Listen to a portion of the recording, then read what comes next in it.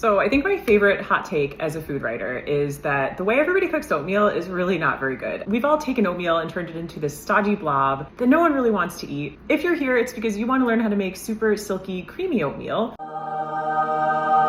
which we absolutely will do. Welcome, you're in the right place. If you want to jump right to the recipe, if you are like ready to get cooking, there's a link right above this video that will take you to the recipe. It's super easy. You'll get it no problem. If you want to learn a little bit more about what makes this recipe magic, why old-fashioned oats are completely underrated, what is the difference between like all of these different kinds of oats, feel free to continue watching. You can also read the entire post, which has all this information in it. But yeah, let's get to talking about oats.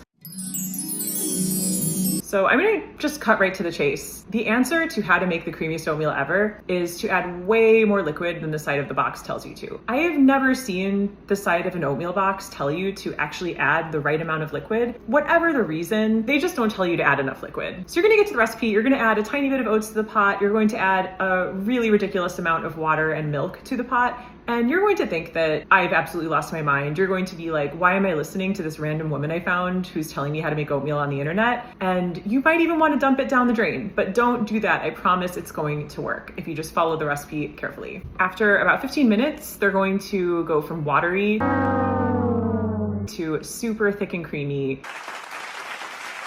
And it's going to be the oatmeal of your dreams. Let's talk about the different kinds of oats.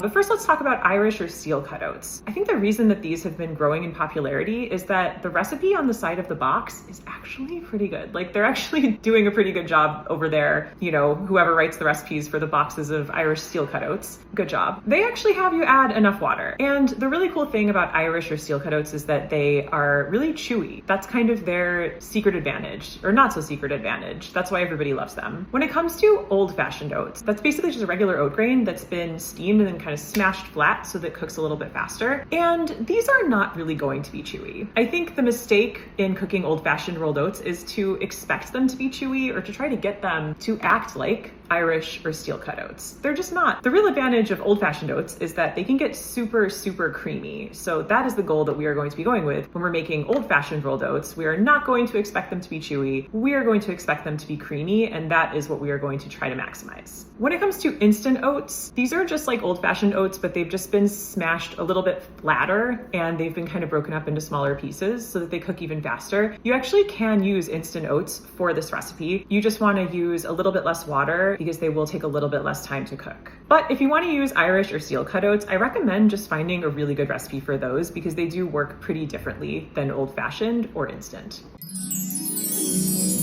Okay, so why are old-fashioned oats so underappreciated? As I said already, I think it's mostly because people are really expecting them to be chewy when that's just not their strength. It's like that old phrase about trying to ask a fish to climb a tree and that's not going to be a very good measure of the fish's abilities. Second, I think we've tried to solve the problem of old-fashioned oats by coming up with overnight oats. I'm sorry if you like them, but I find them so squelchy. Rolled oats just can't really be expected to retain their chew because they just didn't really have much chew to begin with. So I feel like overnight oats is just, again, trying to get them to be something that they're really not. Okay, number 3 is the most essential reason, which is just that all boxes of oats and bags of oats that I've ever seen have had really, really bad ingredient ratios in their recipes. If you don't like oatmeal, it's probably because you've had it prepared in this way and it's just that stodgy, blobby, gloopy texture that is just not anybody's favorite. Finally, I think the 4th reason that rolled oats are not really as appreciated as they should be is that people confuse watery for creamy. I think the idea of adding a lot of liquid, people are like, ooh, isn't that gonna be kind of like watery and gross? And it's like, no, if you cook it in the right way, adding a lot of liquid, it's not gonna be watery, it's gonna be smooth and creamy. So we really need to separate these ideas in our mind when we're talking about oatmeal. Watery is not the same as smooth and creamy. These are just not the same thing. So the bottom line is when we're cooking old-fashioned rolled oats, we are shooting for creamy. We're not shooting for chewy. We're trying to avoid watery, but the goal is creaminess, so we're gonna try to maximize that. Let's talk about how to make that happen.